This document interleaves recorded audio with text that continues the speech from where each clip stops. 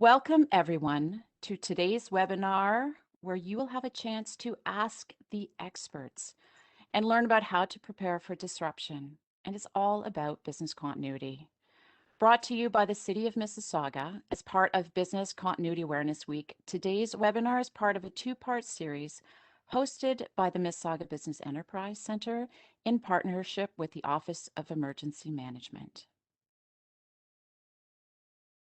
Business Continuity Awareness Week is an annual event that highlights the importance of planning to make organizations resilient and recoverable in the face of disruptive events. With a few simple steps, businesses, small or large, can place themselves in better position to overcome hardships, to maintain the focus on what the organization does best.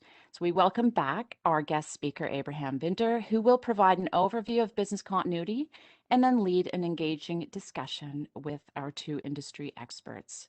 So welcome everyone to today's session. A little bit about the Mississauga Business Enterprise Centre. We are part of the City of Mississauga's Economic Development Office, and we're here to support our small to medium-sized businesses. We're that central source for business information. We have consultants on board. We have a website with a variety of resources. There's a lot of information. If you have questions and want support right now, we are here and available for you. So the only website you have to remember is mississauga.ca/MBEC. And when you go there, you'll find out all of our contact information as well as a link over to our microsite where we have a wealth of resources available to you. So without further delay, I want to welcome everyone here today to join our expert panel on learning about business continuity. Abraham Binder is joining us again. He is the City of Mississauga's Business Continuity Lead, developing and implementing the Business Continuity and Continuity of Operations program. He's worked in a variety of private sectors, banking, Canadian Tire, Manulife. There's a whole list. And he also is working with developing business continuity programs and IT departments on their disaster recovery programs. He has an MA in Disaster and Emergency Management at York University in the BA, and he's taught at the York University in the BA and MA programs. A wealth of information. We welcome Abraham Binder as our moderator and speaker today. As well, joining us today is Cynthia Weeden as one of our panelists. She's a strategic business leader with over 30 years of experience leading technology companies. She's the founder and president of Future Shield. For over 15 years, she has worked directly with key players in public safety technology and building strong partnerships in Canada and the best software solutions from around the world. So you can reach out to Cynthia there. That's her website and her LinkedIn. Ryan Lim also joins us, the IT manager, the City of Mississauga. He's an information technology manager with over 20 years of experience working in various positions within the information technology field. Ryan has worked for the City of Mississauga for the last 17 years and currently manages the service management team responsible for providing IT solutions and support to all business units and guiding the city's transformation into a mobile workforce. So thank you everyone for joining us as expert on today's subject of business continuity. So I'll turn it over to Abe. So welcome, Abe. It's all yours. Thank you, Laura. And Cynthia and Ryan, thank you so much for making the time today and sharing your expertise and experience. I know it. I'm very grateful because between the two of you, you know so much more than I do that I can't wait to hear from you. So I don't want to take too much time off the top. I'd just like to kind of frame business continuity because it's Business Continuity Awareness Week, and that's kind of where we are and why we're here. So business continuity is really looking at the organization itself and saying, how do we keep this going when there are crazy disruptive things or even not crazy disruptive things going on in the world. And the way we do that is to kind of take a mirror to the organization. In other words, we're looking at the organization itself. Who works here? What are our values? Like what are our values as far as, what are we offering the world through the organization? What resources do we need to work? And IT resources are so important today. So it's kind of holding up that mirror, and then once you get sort of that picture of the organization, so that it's well understood in all kinds of different ways, then when something disruptive happens, you know what your priorities are and how to address those. So in the plan before something happens, we're going to look at all that stuff we just talked about and say, if something were to happen, how do we recover it? How, like, what's the alternate way to do this, an alternate source to get something, and that kind of thing. The more we can think about that before something disruptive happens, the better off we'll be. And disruptions are not just global. We're all living through the global pandemic today, but even in normal times, regular life, disruptive events happen. They happen to countries. They happen to regions. They happen to provinces. It hasn't been too long since we've had some other disruptions, but a lot of disruptions are just us. In other words, our building or our people or just our technology, so that there's not necessarily sort of this global level of forgiveness. You can't say, well, there's a pandemic, so we didn't meet that deadline or something. No, we if it's just something that happens to us and not to everybody else, then everybody else is going to expect service. They're going to expect something, to come out. And if that doesn't happen, then, there are consequences to that. So avoiding those consequences is a big part of business continuity. And other disruptions, as I said, can happen through a pandemic as well. So starting now, especially looking at reopening, I'm knocking on wood all over the place when I say that, but we're all hoping for a good summer and a better fall, I think. But bearing in mind that disruptive events happen, so other things can happen. So it's good to be really prepared. And the first step in being prepared is to use that mirror, look at the organization and ask questions about it, and ask kind of what if questions. Business continuity is also, it's kind of a part of risk management, but it sort of falls more on the consequence management side. So whereas when you look at risks, and you should look at risks, it's really important. Look at the risks to the location, to the people, to where you are, to what you do, suppliers, that kind of thing. But in the business continuity plan, most of the effort that we put into business continuity is about the consequence. So whatever happens, we're looking at things as sort of all hazards, in the sense that when the business is disrupted, normally it doesn't, I don't want to say it doesn't matter what the cause of this disruption is, but really the consequence of the disruption is that you're not doing business. So how do we get back to business? So that's the focus of business continuity, rather than what the thing was that disrupted the business. It was fire, a flood, or what have you. That sort of thing will get cleaned up by you or by authorities or whoever, but they're not going to run the business. No one's going to run the business but you. So how are you going to run the business when the business essentially changes into a different business? In other words, it becomes sort of leaner, because it's going to lack resources, it's going to lack whatever has been disrupted. So how do we move through that and sort of keep working?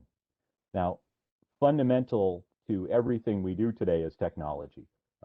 I was thinking earlier, you can't run a lemonade stand today without technology. And I don't even know if kids still run lemonade stands, but the ones that do probably have a smartphone and can probably take credit cards. So technology is so central to what we do. One of the reasons I was so delighted that Cynthia and Ryan agreed to talk with us today, because really they're the people with the excellent information, the experience and the knowledge and the information on that. So I'm not going to go on much longer, just to say that that there's really two parts of a technology focus that we'll talk about. One is backing up and disaster recovery, backing up data, having backups for hardware. The other aspect of technology and business continuity is cyber attacks, cyber defense, I should say, and some of the common sense things we can do, and maybe to understand the cyber threat environment a little better, because it affects us as individuals. It affects us as certainly as business people and as citizens in our society. So with that said, I really wanted to start off by addressing sort of the elephant in the room again, which is our world and our situation in COVID, and sort of look back a little over a year and look at this incredible challenge that we all faced. The devastating effects of COVID is I think are well known, and it was something that we all had to sort of scramble to address. I think for a number of reasons. But I wanted to start out by asking Cynthia and Ryan, if you could, to talk a bit about the response to COVID when it was first declared a pandemic, and we first started seeing some of these shutdowns and the more serious aspects to the response. And what did that look like in your world, and what were some of the things you were able to do about that? So let me stop talking, please, and I'll hand it over to Cynthia. Hi, thanks, Abe, and thank you to the City of Mississauga for inviting me to be on this panel. Both as somebody who works in the industry of emergency operations and continuity and a small business owner, it was a very interesting time because I came at it with a different perspective, I think. I had my eyes on this since January, and I kept thinking, SARS, right? This could be bad. MERS, that could be bad. Is this the next big one? And as the news reports started to come in over those first couple of months, I remember saying to my husband, I go, this isn't going to be good. This is going to be really bad. I don't know what it is, but it's coming at us, and nobody really seems to know how to deal with it. But I would go into my office and I would assure my employees, and my husband also owns a manufacturing company, so two entrepreneurs in this crazy world. And I would assure everyone we're safe. It's going to be just like SARS, maybe. It might not. Just everybody chill out. Let's not get involved in scare tactics, and let's just relax. Until that morning, 2 weeks before the lockdown, where I walked in and in one day shut down both companies. I wanted my employees out. I wanted them safe. I knew this was going to be bad. I didn't know what it was going to be. And I planned the next 2 months out, literally in an 8-hour period, and we shut down. So coming out from a slightly different experience than those that might not have had that, what if daily thought process. Excellent, thank you, Ryan. And thank you, Abe, again for inviting me today. I'm coming to you from my virtual condo in the cloud, of course. So this isn't my actual house, but you know what? In the beginning, it was really chaotic. Pre-COVID at the city, we maybe had 10 to 15% of our staff working from home. And I remember thinking, how are we possibly going to provide technology for the other 85 to 90% of the staff? And how are we even going to support those staff? So it really came back to our business continuity plan, and I'd like to thank you for helping us put that together. Without it, we'd be completely lost. So I remember the exact date they first announced that lockdown on March 13th, 2020.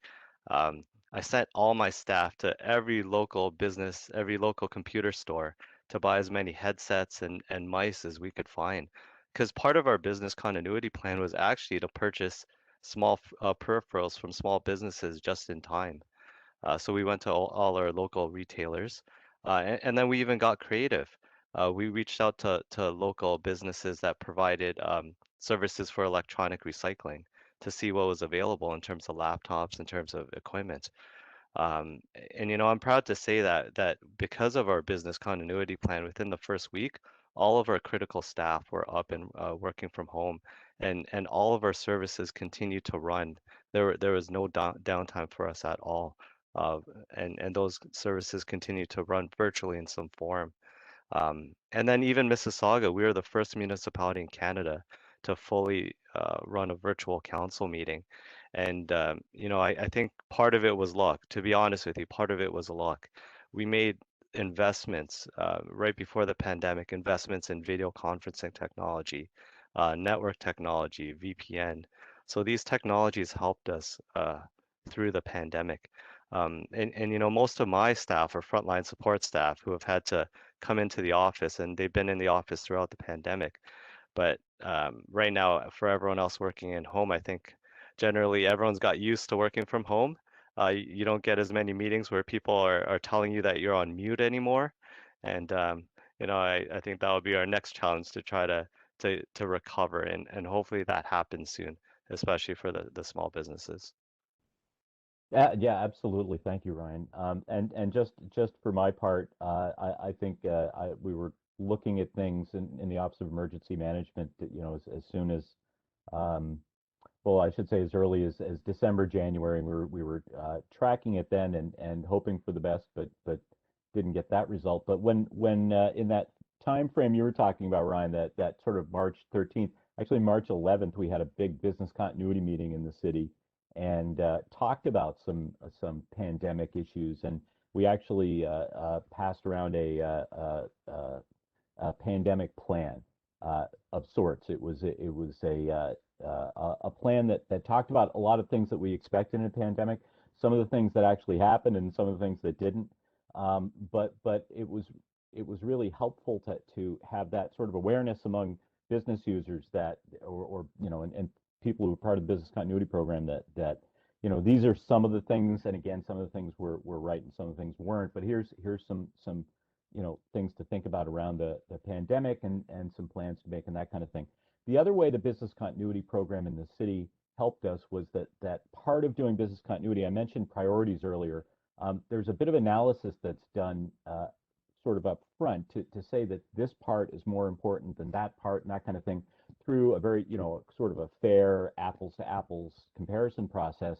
But what that does is allow the organization to have this priority list and to be able to say that this set of things is the most important set of things, and this stuff, is less important, and that kind of thing. So having that sort of that information from the ground up about the organization, I think helped make some of those decisions early on about how to manage things, and things that had to be shut down, and that kind of thing.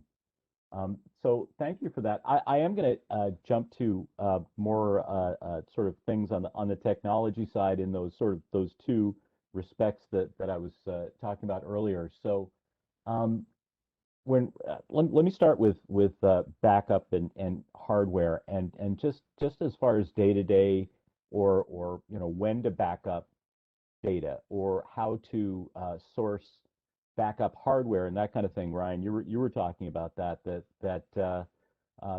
not always easy to do that, and we don't always know what the best sort of supply of stuff is, and that sort of thing. So and maybe we'll start with Ryan this time. If you don't mind, we can talk a little bit about maybe uh, backup data and backing up hardware devices, and some practical things to do around that.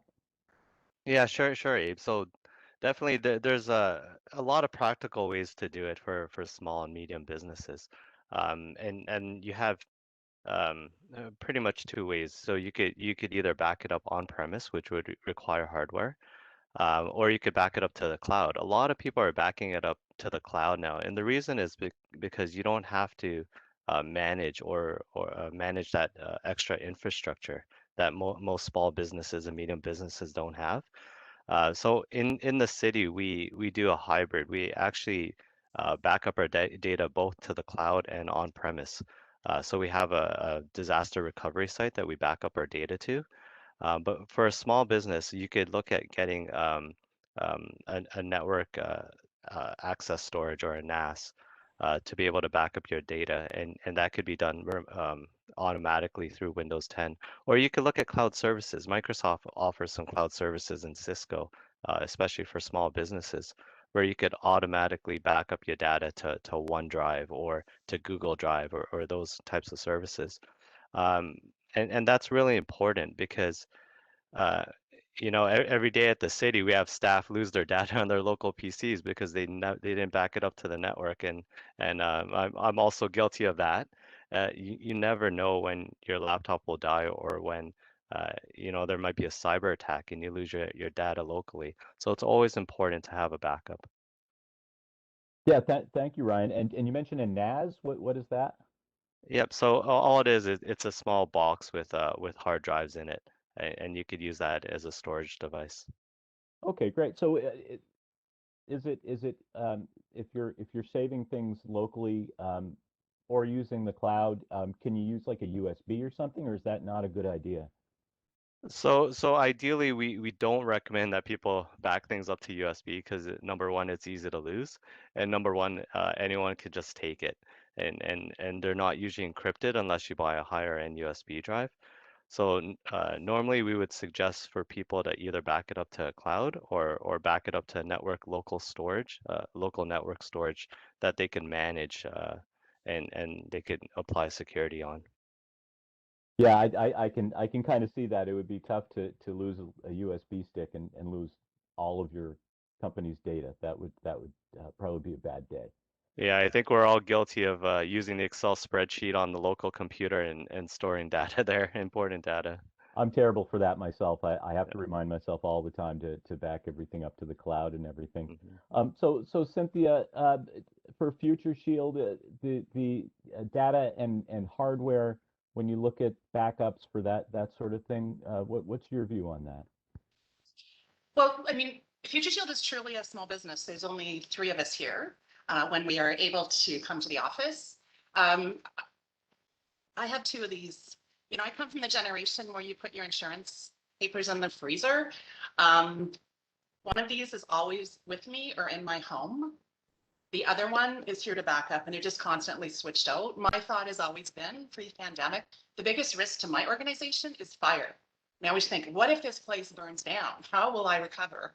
And I don't know, for my small business, this has been good enough and I keep it secure because I am the owner. This is my data. You get a little harder, that's harder to control. And then what are the employees doing if the computer's on home at home? Well, I discovered the tiny computer. It's not a notebook. It's not a desktop. It's really cool. And they can take their tiny computer back and forth when we are essential. So sometimes we do come into the office like today. But at home, that is my computer. That is a business computer. Their children do not use it. It is under our virus protection, Mm. our policies for IT security. And that's, kind of a simple way that we've addressed that issue for our small business. Yeah, and I think that's the point that, as a small business, you have to do what works best for yourself. And you might not have the budget or the access to the expensive technologies to back up your data. So definitely, as long as you're backing up the data, that's the most important thing. Make sure that you constantly back up the data and that you have backups in different locations in case there are fires or any disasters like that. Yeah, thank you. Yeah, great point. So, just kind of swinging around to the other side, what I mentioned, the issue of cyber malware, you know, so just kind of looking at the landscape for small business around cyber and cyber attacks and that kind of thing. Um, so I guess going back to you, Ryan, again. So if you have some thoughts on what small businesses can do about this incredible threat to really every level of organization in the world right now. Yeah, so maybe I'll talk a bit about cybersecurity because this is a hot topic, definitely a hot topic, and it's something that I get asked quite a bit. Um, so first of all, maybe I'll just throw some statistics at you. Um, right now, more than 70% of businesses, small businesses, report feeling vulnerable to cyber attack. And it's all about taking small steps, training staff on security principles like cyber attack or phishing attacks, updating passwords, and protecting customer information and data. And of course, having backups and a business continuity plan. And just make sure that that also includes mobility in that action plan. Um, uh, 43% of small businesses actually lack a business continuity or cybersecurity business plan, and 1 in 5 small businesses don't use endpoint security, such as an antivirus. Um, I think antivirus is they're kind of an afterthought for most of us. Even on my home computer, I had to make sure that my wife was like, "Why do you need an antivirus?" So I had to explain to her why it was important for us to have an antivirus. And we talk a lot about hacking, but it really starts through phishing and phishing attacks, and people phishing for more information um, that they could use to either blackmail a person or company to potentially become an insider. And cyber attacks do cause downtime and data loss. and even potential lawsuits, which are serious issues for small businesses. Not to mention losing the trust of customers and all the negative press and social media. Uh, according to the Cybercrime magazine, 60% of small businesses close within the 6 months, within 6 months after being hacked. So, what can small businesses do? The biggest thing is really just make sure that they have their staff trained on how to look for phishing attacks, have a business continuity plan, have your staff check their passwords to make sure they're secure. There's two websites actually, and I'll post it right now in the chat. Um, and the first one is actually from the Canadian government. They have a campaign on cybersecurity awareness where you could learn about cybersecurity and how to protect your passwords and your devices. And the second one is from antivirus maker Kaspersky. And it actually shows you can type in your password. It doesn't store your password or anything.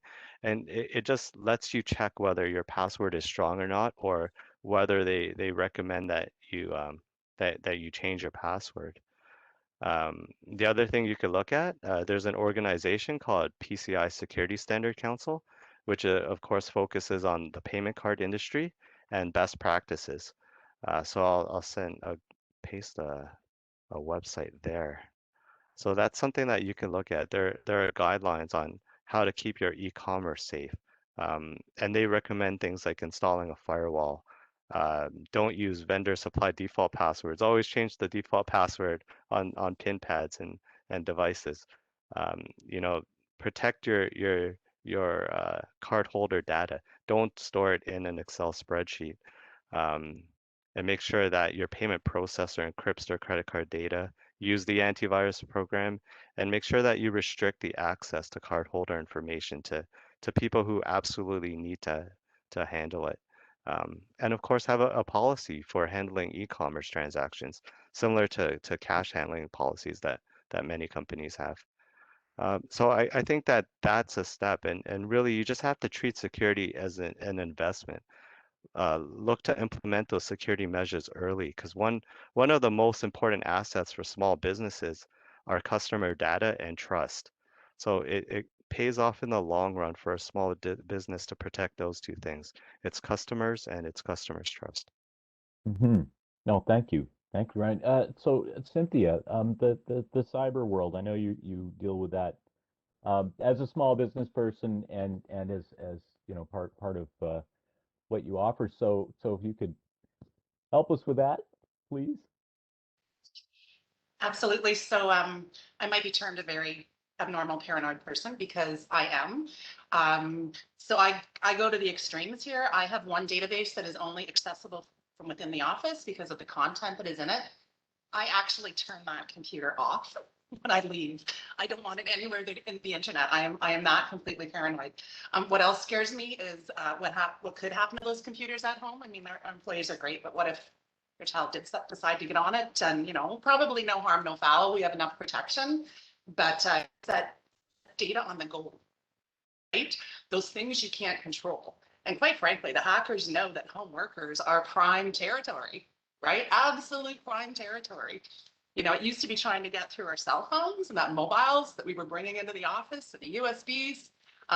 Now we're sitting at home, and many of us are sitting ducks, right? So I'm actually partnered with an organization called Cyber NB, and they have partnered with the Canadian government on a program called Cyber Secure Canada, and I'll get you the link afterwards. It's kind of a cool program because for only $350, you have the tools to build out your cybersecurity plan, and then they do an independent audit of that plan, right? So I mean, what amazing value. When you look at the world of cyber, that is like expensive brains normally, right? So I kind of like that the government's supporting that, but I'm cognizant of your challenge. You have to write a yearly business plan, or you should. A yearly business continuity plan update, a cyber plan update. Gosh, you can't be expected to have all of those skills. So I would look for these free and almost free government programs and take that help when it's offered. That would be my advice anyway. Yeah, thanks. And let me just throw in 2 cents, and that sounds like a great program. So thank you.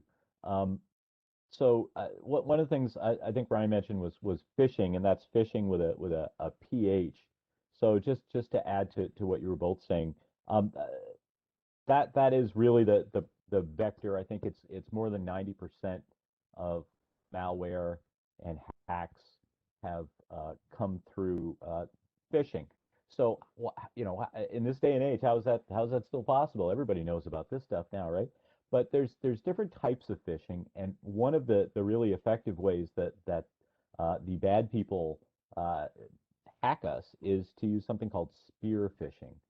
And that's becoming more prevalent in the phishing world, but it's something to be really aware of just because the idea of using a spear to fish is to target somebody.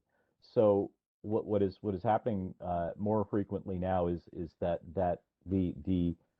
the bad guys, so to speak, will kind of look up someone in the organization, you or some of your employees or whoever.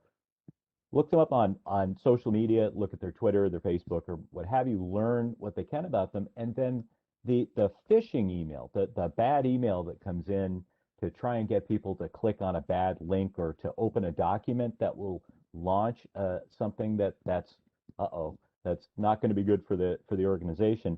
Those emails don't just come in, from like Alaska anymore, or what was it, a prince from somewhere looking to offload millions of dollars, because most of them are, as we know, princes. Um, but so it isn't just sort of that random, what the heck is this, and delete it and move on. These emails will come in with stuff that is targeted to the person that they're sent to. So if the person's interested in fishing or volleyball or golf or what have you, it will be about that. So they will get an email that says, hey, here's like this incredible sort of odd offer. And I say sort of odd because it's often too good to be true. It's like such a good deal that you almost say, ooh, why is it such a good deal? Well, it's such a good deal because they're trying to fool you, right? But the email will look like it's coming from, and it may look like it's coming from someone you know, like that's quite common as well. And it'll be talking about things you talk about that you're interested in. This is all information they've gotten from social media and that kind of thing.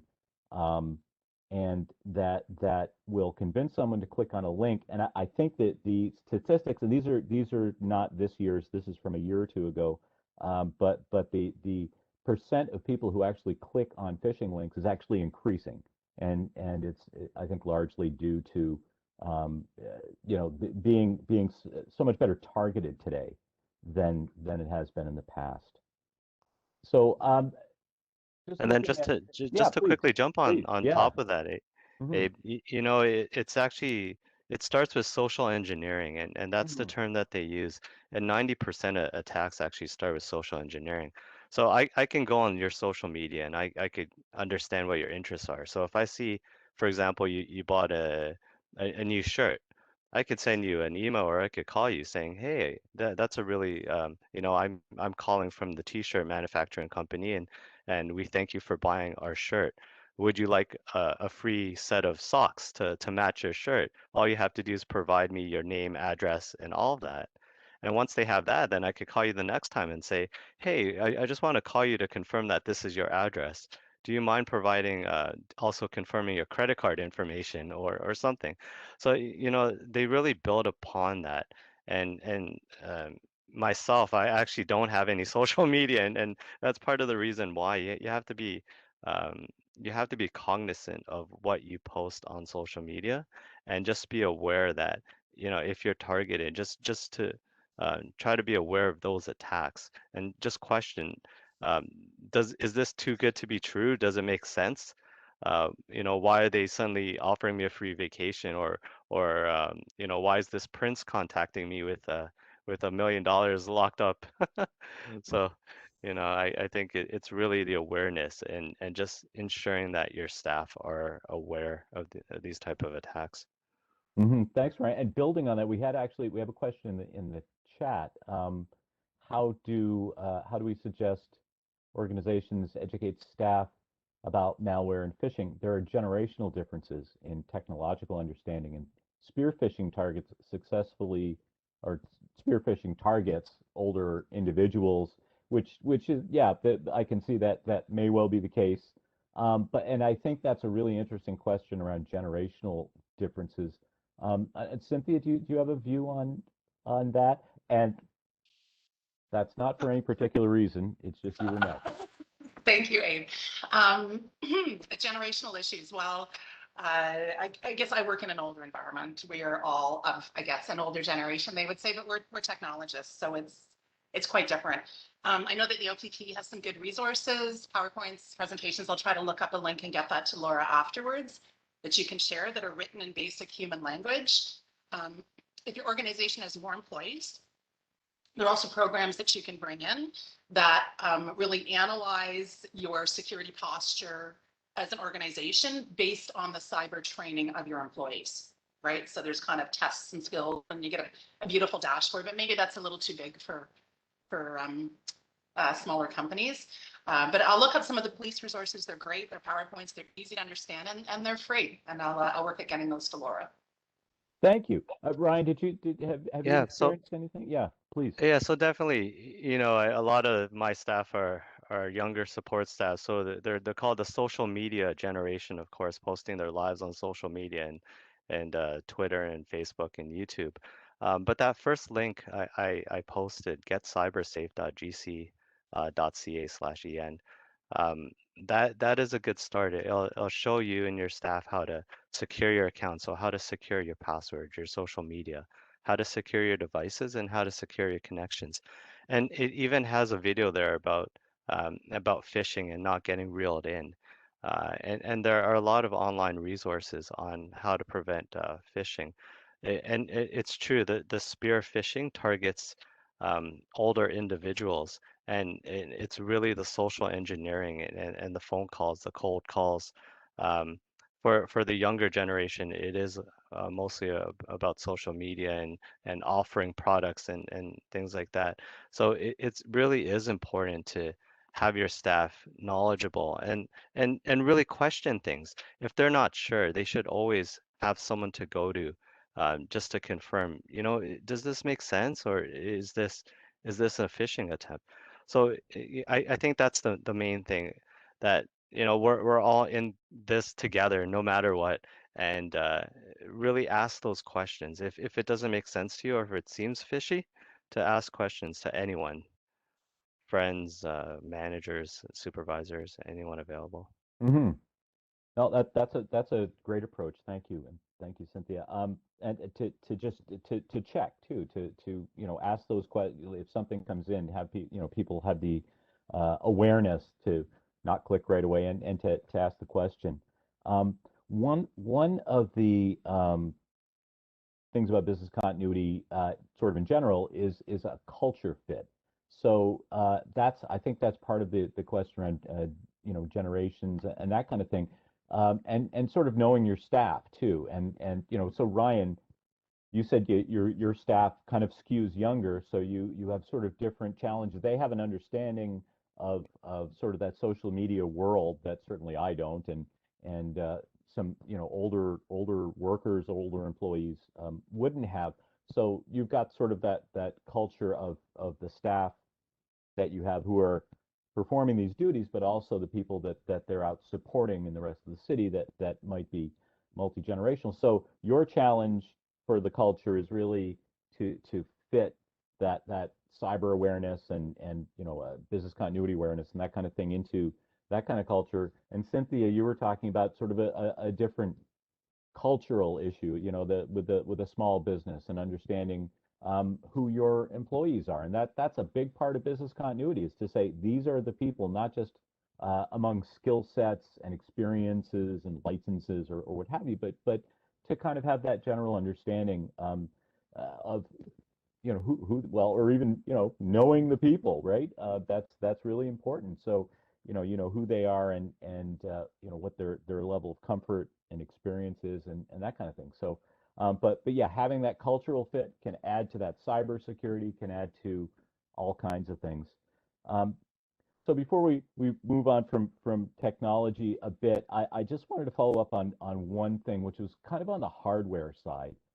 So it's sort of assumed that we can all get online somehow, but I was curious on the hardware side whether does it matter like how fast, powerful? Like, do we have to have really good? Does it pay to have the really good hardware for resilience or anything like that? Other, is and replacing it, does, if something happened to our regular hardware, what are some of the things we can do to kind of work around loss of IT hardware stuff? Cynthia, I don't know if that's ever happened to you. I hope it hasn't, but It does keep happening to my child at home during homeschooling. I think we've been through 3 Chromebooks in the last year. Somehow orange juice. I don't know what it does to Chromebooks. So I have not had that challenge, but again, I would say the tiny computer, off-lease tiny computers for under $1,000, all the power you need. Bigger problem though, where I am, I'm up in Caledon, so a little more north of Mississauga, is really bad internet. And in some cases, really bad cell service. So I would find myself doing conference calls in February out on my back deck so I can get a Rogers signal. These are the challenges that we have, even at the office here. One major provider coming into Bolton at 2 o'clock. It's a good thing we're not presenting at 2 o'clock, because it's like the parents are streaming, the kids are doing online schooling, and everything's lagged. So that for me is more of a thought and a challenge than the actual physical hardware. mhm. And Brian, kind of the same question. I know it's a Yeah. different So thing for the city, but please. yeah, so I think that's the big thing. Hardware costs have come down substantially from what they were 2, 3 years ago. So I would say purchase hardware that fits your needs. More expensive doesn't always mean better performance. So I would keep things in mind like mobility and security. If staff need to be mobile, make sure they have a way to manage their lost data in case the laptop is lost or stolen. Consider a mobile device management system. For example, Chromebooks, they have in Chrome OS, you could actually use it to manage your Chromebook, apply policies, and disable accounts and data if it's lost. We use a mobile device management system in the city that allows us to track lost or stolen IT equipment and remote and wipe data when necessary. It's a bit more expensive, but there are ones for small businesses um, that are around maybe $4 to $5 per PC a month. So it's really not a high cost. Um, and then in terms of internet, it's actually Elon Musk has brought Starlink satellite internet to Canada. So that's something new, and it's out in the rural areas, and so he's bringing that kind of connectivity. So Starlink.com is something that you could definitely look into if you're outside of the city and you need that good internet connection. Excellent. Thank you. That's a great tip. So kind of looking maybe more broadly at again at business continuity and managing. I mean, one of the questions I had for both of you as leaders of your organization is after that first flush, going back a year ago and saying, okay, we've had these adjustments, we have some time to make these adjustments. Can you talk a little bit about managing your experience over the last year in managing through this disruption and with a thought toward how should small businesses look at their management challenges in particular? Cynthia, you said something earlier that really caught me, and that was that you sat down for 8 hours and made a plan for the next 2 months. And can you talk to us a little bit about that? Because I have the feeling that everything that you sort of included in that when you did that, those are all the things that probably a lot of small businesses should have done, maybe didn't do because they didn't have the awareness that you have of emergency management and business continuity. So I wonder if you could talk to us a bit about that. Well, Abe, I'd like to say, I live and breathe emergency management and continuity, but that's for my large government and critical infrastructure organizations. I do live in the what if world, but other than fires and floods, I hadn't really thought of a lot that could happen to the organization. Even as I watched that pandemic wave coming in, I know in my gut something bad is going to happen. I don't know if I can show you guys this. Let me try. You see that whiteboard there? Yes. Not very well. Okay, so there's 4 columns on the top: sales, personal, March, and April. And that's how the 8 months began. Um, why is it still on my whiteboard? Because it worked for the first wave, and it worked for the second wave, and it worked for the third wave. The items underneath have never changed because it's almost become rote. We've been up and down so much. But let's talk about those sales. I am a sales organization. I don't make any money if I don't sell things, right? I have to be out selling product, selling service to customers. Number one priority.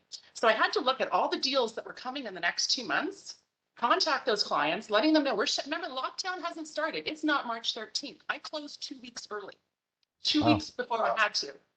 Right? So sales, super important. How am I going to keep those revenues going, right? How do we keep money coming in? The next column was personal because for good or for bad, I was in a major home renovation at the time. For good, I got in before the prices went up.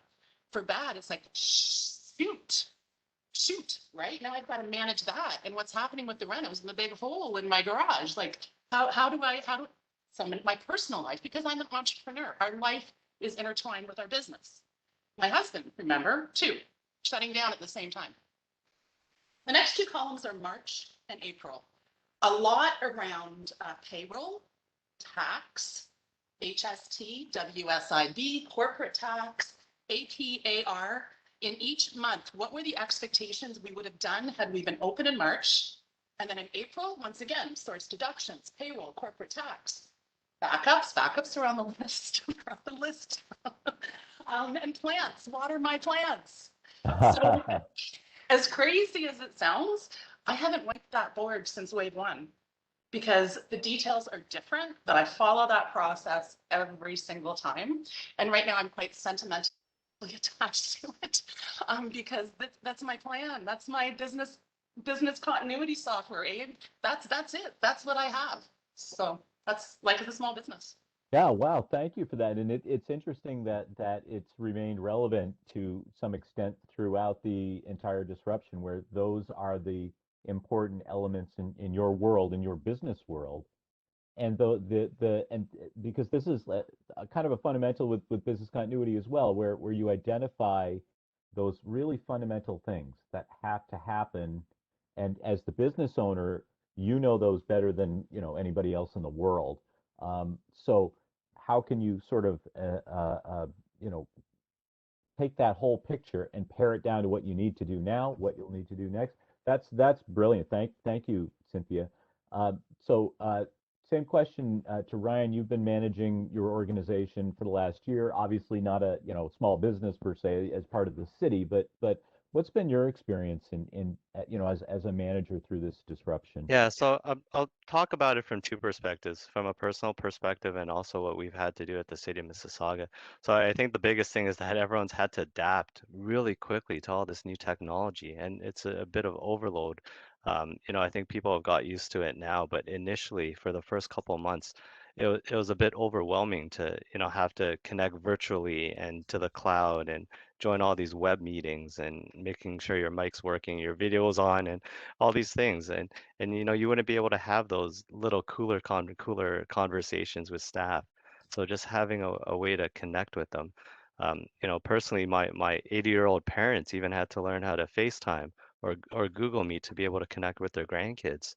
So people want access to services online and they want access quickly. That's something I've noticed. They expect goods and services instantly, and no one wants to wait anymore. Everything's virtual, so they think everything's faster and automated.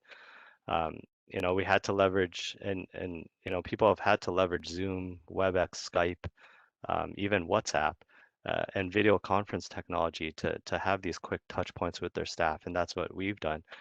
Every day with my staff, I have just a quick 10-minute touch point at the beginning of the day virtually, just to see what's going on, if there are any issues or if there's anything any concerns that we have to address. Even in the retail area, small businesses, I saw a jewelry retailer that does one-on-one consultations using Zoom for clients to view merchandise. So I thought that was really interesting. And then, from the mental health perspective, this is a big one. People need to stay connected. So they need to stay connected both from a work perspective and also mental health. Myself, it was just weird not going into the office and being able to talk and socialize to people. So that whole social aspect is another part of it. And then work-life balance started to get blurred. And it was funny. I was talking to Laura before everyone joined about this. Um, the day is blurred. Work-life balance is completely blurred. Before you used to go to work, and once you got to work, the day started. Your work day started, and then you could drive home, and then your work day ended. But now everything, the whole day just seems like a blur. You jump on your web meeting and then you go to your next one and then you try to connect with staff virtually. So it's really difficult. And I imagine it's even more difficult for small businesses to keep connected to their staff. Um, and I actually heard of a person who every morning they leave their house, they just stand outside in their front for 5 minutes, and then they walk in their house, and that's when the day starts. And then at the end of the day, they do the opposite again. They leave their house for 5 minutes, then they come back, and that's it. The day is done, and work is done. Um, there are a lot of different things, a lot of buzzwords, and a lot of different things that have changed from a management perspective. And these are things for the future. I think also everyone's going to go and move towards a digital transformation shift. And digital transformation is a buzz term that you're going to hear a lot. So what is it? It's really using technology to create and modify existing business processes, culture, and really customer experience. So some examples are, maybe digitizing some of your print material and providing that online digitally. Social media advertising instead of print advertising, even having a mobile app, and prioritizing your e-commerce site instead of your brick and mortar storefront. And then the other term, and I've seen this done a lot also, is micro fulfillment, and that's using a distributed warehouse model, kind of like Amazon and Walmart do. They have all these warehouses everywhere. But from a small and medium business perspective, it makes sense too to kind of leverage this model. And I've seen this. Staff have become extensions of their business, and they've been leveraging their homes as mini warehouses with their own supply and delivery. Hmm. And myself, I actually had to order a toy car for my son from a local small business. And one of the sales staff happened to live close to me and had stock in their house. So I was able to receive the product within a couple hours. Um, but from a management perspective, it is difficult. I think we've started to get used to it, but it's really keeping that personal connection with staff and making sure that you take some time to talk to them, even virtually. You could still do that through a video call or a phone call, and just keeping connected with them. Yeah, really important. Thanks, Ryan. And I think just from some of the things that I've been reading, that is particularly important with small business, to have that personal connection and to really have that one-to-one relationship with staff. So thank you. Um, I, Another thing I was kind of curious about for both of you, and start with Cynthia again. Is the experience of your customers and maybe more broadly stakeholders, but really what your service partners, customers, what have you been hearing from kind of people out in the world, and maybe their experiences, and how that's kind of reflected on your business? Yes, so Abe, you probably agree with me that the average person had never heard of an emergency operations center or crisis management, maybe. Hmm. And now every day on the news, this world that, um, you know, nobody really knew about, because did it really matter, right? What are the bad things that are going to happen? We're going to have an ice storm. Hydro in the city is going to take care of it. We're going to clean up our backyards, and we're going to move on.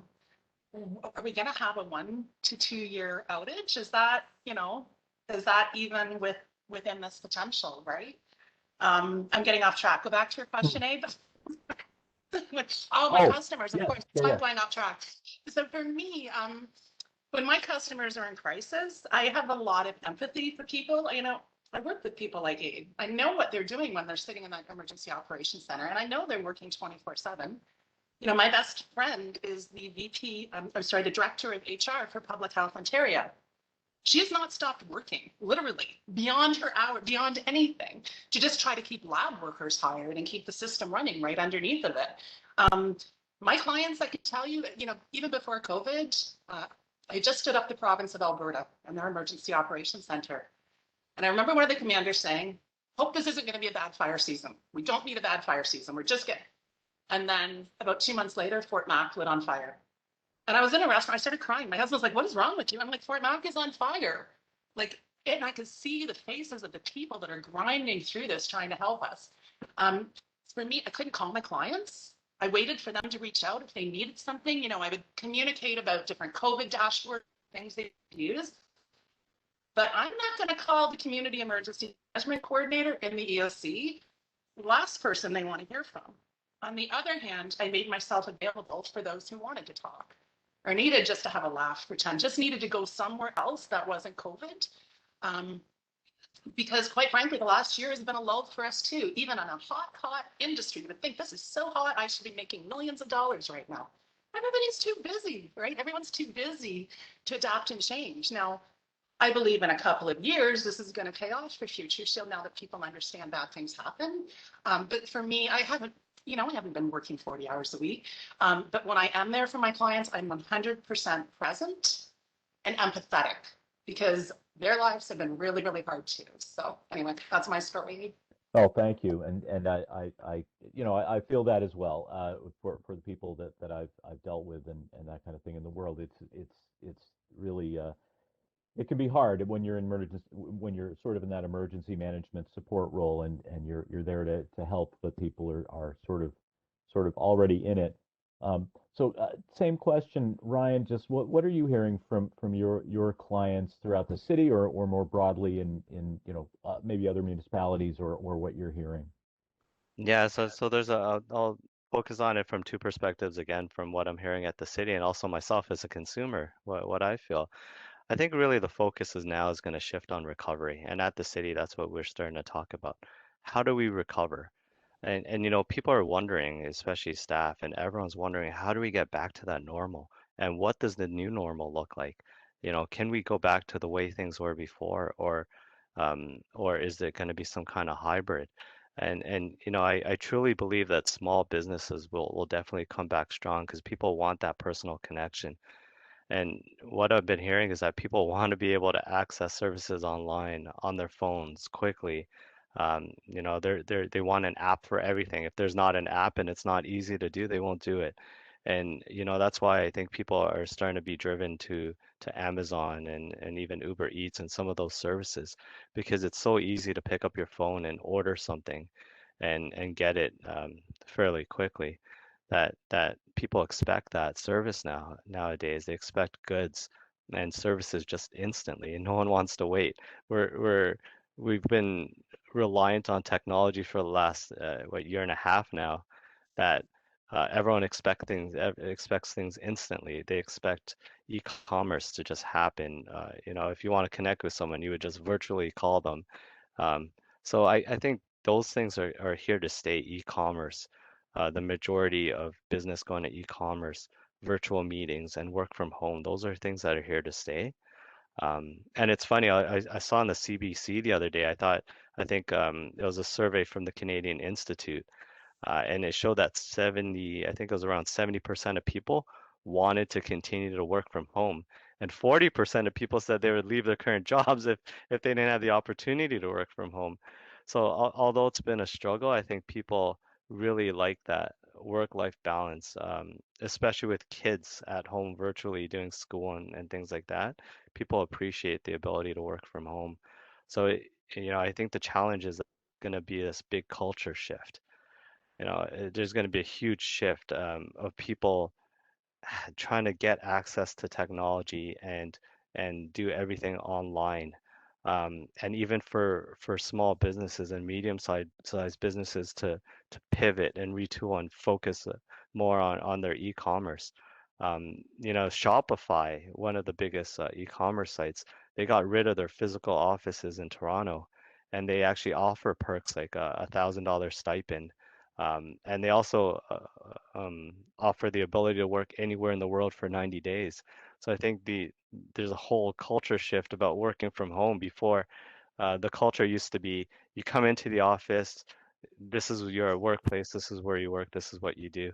And now your home is your office. So just adapting to that, it's going to be interesting. Yeah, those are some very interesting statistics. I was a little surprised to hear some of that. It's interesting how attitudes change and how the world has kind of changed. So to springboard from that, and I'm going to throw this out as sort of a last question for us and leave some time for questions at the end. And that is to get out your crystal ball and look at that next workplace. So the future of how work gets done for small and medium businesses, really for any businesses. I've been reading a lot on the topic myself, and I know it's something that's front of mind because for small business, every other business really, it's who are your future clients and what are their needs going to be, and how do you satisfy that from the perspective of anyone providing business services, tutoring, whatever that is. Every industry is going to have some residual dislocation, shall we say, some change in how they operate after COVID versus before. I think historians are going to look back and see a real demarcation in history, really, between how we did things before and how we did things after. But that's just me saying that. But really, and looking at that sort of future workplace and the needs of that future workplace and that kind of thing. Cynthia, I know you've probably thought a lot about that and just as a future marketplace as well as a future workplace. Yes, I'm an extreme extrovert. I need people. I don't do well working at home. And as a working at home mom, I do even worse, right? Trying to juggle and manage. I'm still of the generation, I like a desk, I like an old fashioned phone, and I like somebody to clink a coffee mug and say good morning to me. So I don't think we'll ever be fully remote. I think we'll have more flexibility. We're certainly set to work 100% remote now, as people may need to. What I hope does come back is conferences and seminars, meetings like this in person, right? Where I can look at you and I can see your face and your reaction. I have no idea. You guys are having a good time out there? Are you not? Are you enjoying this? I need that interaction with humans. And unfortunately, COVID has taken that away. And that has been a very big personal challenge for me to keep up my motivation, my energy, without other people there to give it to me. So I look forward to things getting back to the way they were, quite frankly. Absolutely. Ryan, same question. Yeah, so I agree. I completely agree. I look forward to coming back to the office and having that social interaction. I think it will be a hybrid though. Like even at the city, what we're looking at now is we created a working remotely policy where people have the opportunity to either work from home um, a couple of days a week or to come into the office. And just from a space planning perspective, what we're moving towards more of a hoteling environment. So you don't necessarily have your own desk or workstation. What you would do is you would come in, there would be a bunch of desks, and you would reserve one for the day, and you would dock your laptop, or there would be a computer available for you to log into. And I think a lot of businesses are moving towards that type of model, and really trying to figure out what the ratio is, what that good balance ratio is between having people working from home and in the office, because there are potentially a lot of savings there if you could reduce the amount of space required for staff. But then also you would have to invest in technology to support that. So it is a balance, and especially for a small business, I think that's something that everyone's going to have to look at. Um, how do they manage this hybrid work from home and work-life balance and people wanting to come in from work? And how do they keep everyone connected together? I'd like to Yeah, actually comment on that, Brian, because you please. made Yeah. me think of something that is becoming quite unique, which is the training environment. So our Yeah. boots on the ground, essential responders still have to train, but you're attempting to train and a COVID COVID sensitive manner, socially distanced. So this year, the advent of 3D virtual reality serious gaming for responders and operations has gone through the roof. So I would say that has been one great success for me this year, where now we have teams of firefighters, police, EMS in their own areas being able to live in the 3D world and manage incidents. Everything from our daily traffic incidents to the larger scale incidents that we hope never happens. Ottawa Airport, they've been down, almost as much as we have. We 3D'd their entire environment outside the airport before this happened, and they're so grateful because they now can train both operations personnel on basic things like safety, right up to their first response groups in a video game. So that was kind of a cool advent that I think is going to continue on into the future. Yeah, and it's crazy. You used to see these things in movies and just in video games, but now it's becoming a reality where you could be virtual everywhere and the whole world is going to be mapped. And even now, with Google and everything, you could virtually go into spaces and um, and you could see that that's probably going to continue. So all the Minority Report technology or technology from that movie is going to become real. Everyone's gonna walk with a virtual headset around eventually. I've been surprised by how many fire departments already tell me they have Oculus headsets Yeah, because they yeah, game at home. for sure. Yeah, so that transition's happening. I never saw that coming 5 years ago, right? Yeah. Cynthia, I want to play that. Yeah, Okay, as soon exactly. as I can visit you in person, I'll bring in a camera. Sounds good.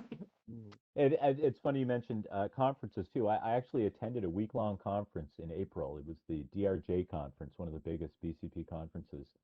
Um, and it was all virtual, and I got a lot of information from it, but I can't say I did any networking. So absolutely to your point of not just in the workplace, but around the workplace and in people's lives. It's so difficult to make those informal connections now. And for anybody who's been to conferences like that, this is half the reason you go or more, really, to make those connections, to meet people doing the same thing that you're doing, and you can say, oh yeah, isn't that, that's really tough. And that's kind of missing. So I think looking forward at what this next workplace is going to be, I think the workplace won't go anywhere as far as the physical workplace. I think there's a lot of people who are kind of looking at virtual, but there's a lot of evidence also that points to people wanting to come back to the office, wanting to be with one another in the office. And then there are people like me who love working from home. So Cynthia, I'm the opposite. I'm the guy just happy to be in my little hovel here and plugging away and having my virtual meetings and that kind of thing. But what's interesting about it in particular is that there's a lot of evidence sort of leaning in both directions, where there's a lot of support for virtual work. And by the way, virtual work, working from home using technology, has been around since the 1970s, believe it or not. So while this technology has been making it so much easier and better and allowing us to be more effective working from home, that stuff's been around for a very long time. But just kind of looking at that next workplace, I read a Harvard study actually that said that had looked at a couple of cases where companies had gone to sort of office environments. If you can picture sort of that open floor, like something that's behind Ryan or something, because they wanted people to interact. They wanted people to talk to each other more. They didn't want people to sit in their office and that kind of thing. So they did a study, so they knew how people interacted before and then during the transition, and then how people interacted after it. So they went from traditional office space to flat, no walls, nothing. And then, the result of that move and how people interacted, they actually looked at the servers to see how people were emailing or messaging each other, as well as watching people kind of walk around and talk to one another. And the result of that study was that virtual digital communication among people on that floor increased by 70%. and people stopped walking around the floor and talking to each other. Now, this was several companies that did that, so it wasn't just the one company. I raise that as an example just because it's so hard to know what this next model will be. And we've brought up generations. One of our attendees brought that up, which was a great kind of thing to build into this. When we look at the culture, we look at the generations of people working, we look at how people interact and that kind of thing. So, Cynthia, Ryan, was there anything else that you wanted to add that we haven't touched on yet? Cynthia, have I? No, I think you've pretty much covered everything. Maybe I just want to say, you can read lots of things about business continuity management. It looks incredibly complex, probably because it came out of the year 2000, like Y2K. We're trying to fix the end of the world then, for those who remember. That's where continuity really got its roots. I don't know, were you a Y2K guy? I'm not sure. Oh, big time, yeah. There we go. So, uh, I think that continuity may have gotten a little overcomplicated, a little too IE, a little too about statistics, percentages, RTOs, acronyms, BCMs, BCPs, BIAs. Oh my God, I can't deal with it, right? I just encourage you to remember my little whiteboard and pre-plan a little bit now. I can be a real downer because I live in the what if world. What if the fourth wave comes? Right? What if the variant attacks the children this time? What's going to happen next year? This is the way that my mind has to work. And as morbid as it may be, I would encourage you to try to make your mind work that way. What if I had to do this another 2 months, 4 months, 6 months, 1 year? How am I going to handle it? And just start with the whiteboard and don't get too caught up in this big thing that is business continuity management as a practice. Thank you, Cynthia. And that's great advice, not to make it too complicated. Absolutely. Thank you. Ryan, anything else for us? Yeah, I think, my message is really just from a technology perspective, focus on two things. Focus on backup and recovery, and then focus on security. So, some things you could do now, just train staff not to click on those web URLs. Create a verification system where, so maybe a coworker, a manager, or supervisor verifies any suspicious calls or emails. Review your access, your system access several times a year. Make sure that people who have left your company don't have access to vital information anymore. Consider things like two-factor authentication, which could be a challenge question, or when you try to sign up, you get a text message on your phone with a numeric code. Consider things like single sign-on. So if you have multiple systems, consider a one sign-on for those multiple systems. And that way, if you do get hacked, you could disable that compromised account just one time, and you don't have to go into every system looking for where they had access or what they had access to. So I think those are the main things, really. Just ensure the main thing is just make sure that you focus on security and backup and recovery, and that you're prepared in case something happens, and that'll come through your business continuity plan also. Thank you, Ryan. So the last thing I will leave you with for Business Continuity Awareness Week is to whatever you do, just think about the what ifs and think about the organization. Hold that mirror up and understand the people and the value add. The what is the purpose of the organization? What are we here for at the end of the day? The assets, the suppliers, all of these things. In other words,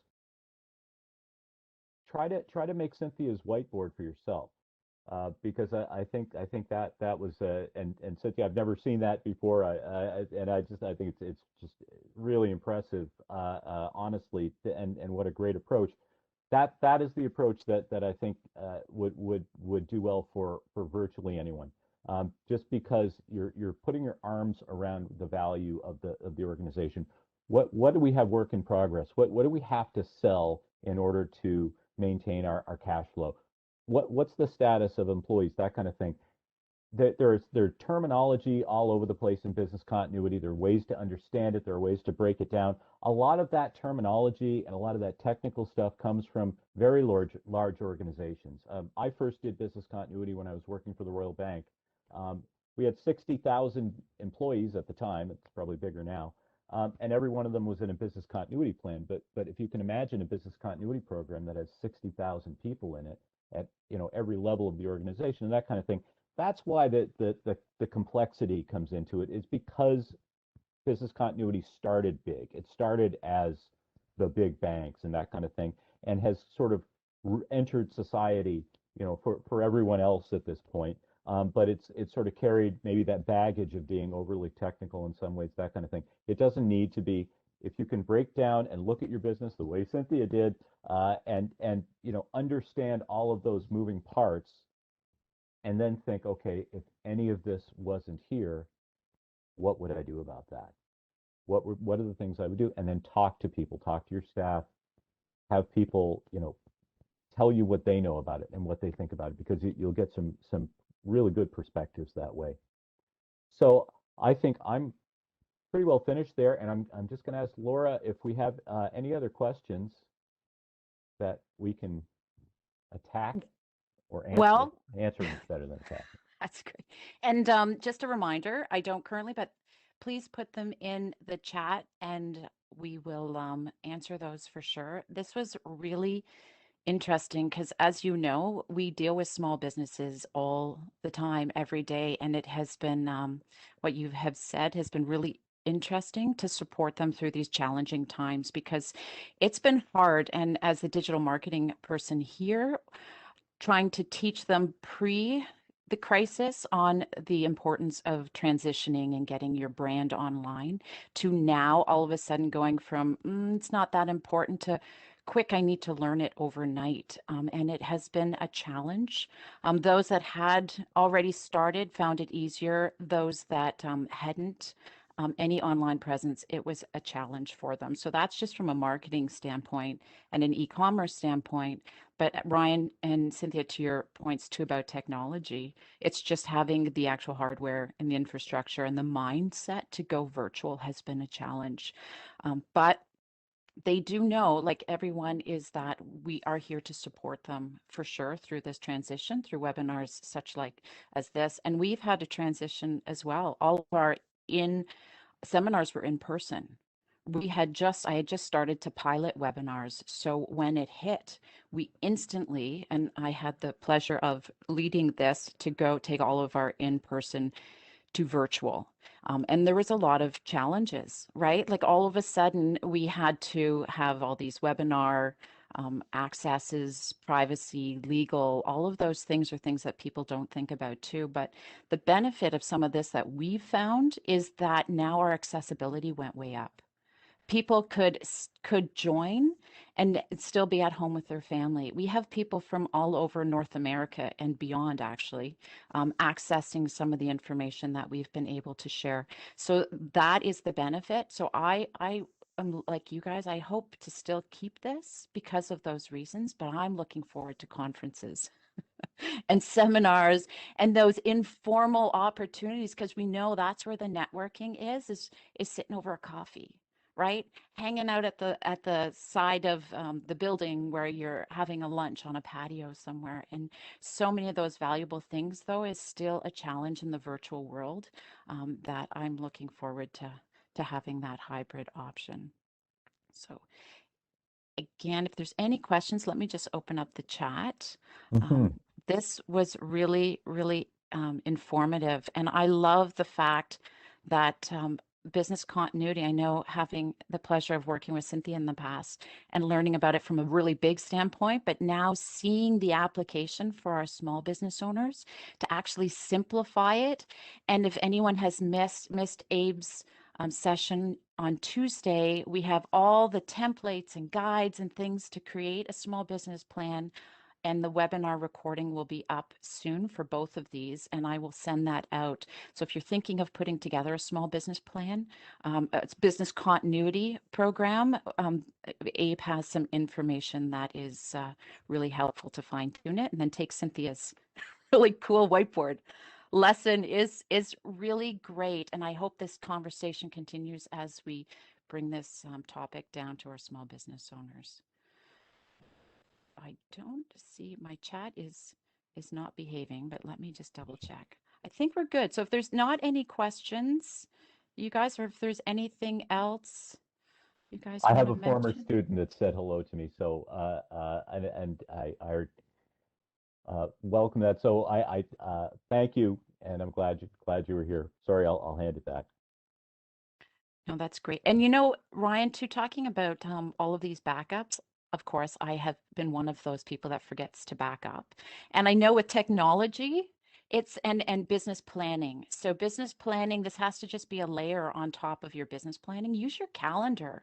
Put reminders in once a month. Do you do your backup, right? Like once a month, or when are your key milestones for doing your business planning? Just add that discussion around your business continuity plan and put it into your however you manage your operations, just as a reminder, because I know we get so busy with running our businesses, right? Having been an entrepreneur since the age of 19, I'm with you, Cynthia, as far as, you just get caught up in the sales and the moving forward. And we need to put in those reminders. So if I could put that out there for people to just add it to your milestone reviews and put it in a calendar, that would be great. You guys, thank you so much for this conversation and all of these tips, making it real for our small business owners. So thank you. Well, thank you to Cynthia and Ryan. What a tremendous job. Thank you both so much. Thanks for Yeah, the no, thank invitation. exactly. Thanks for the invitation, and thank you to all the small businesses out there. And I look forward to when you can reopen. And it was funny, Laura and I talked about it before everyone joined. My wife and I actually like going to the small towns and small cities and just walking around and visiting all the small businesses, walking up their downtowns. So I definitely we look forward to the day, hopefully soon, hopefully in the next couple of weeks, where small businesses can reopen and things could start to get back to the new normal. And that's the Absolutely. experience, right? Yeah, For our small business owners, that's how we compete against the Amazons of the world. And Mhm. Amazon right now is convenient and it's easy because we don't have that experience, that ability to go out and connect with our small business owners. But once things start to open, and I always use the three words for our businesses, if you always do, provide value, build trust, and offer experience. And if you just keep that focus, you can compete against those price or the convenience because we want to go out. We want to support our Yeah. small business owners, right? We need that tactile, that feeling of wandering down a downtown. So it will come back, but the great thing is now you have the digital, the e-commerce, so you can expand your market to be able to do that, plus offer that value of experience. And it's going to be, we just have to get through, and we have to build those processes and find the support we need to get through this difficult time. For sure. That's excellent. All right. Well, thanks again, everyone, for joining us. And you guys enjoy the rest of the day. And I hope to see you guys in person again soon. Me thank too. you, everyone. Thank you, and thank you everyone for listening. Take care.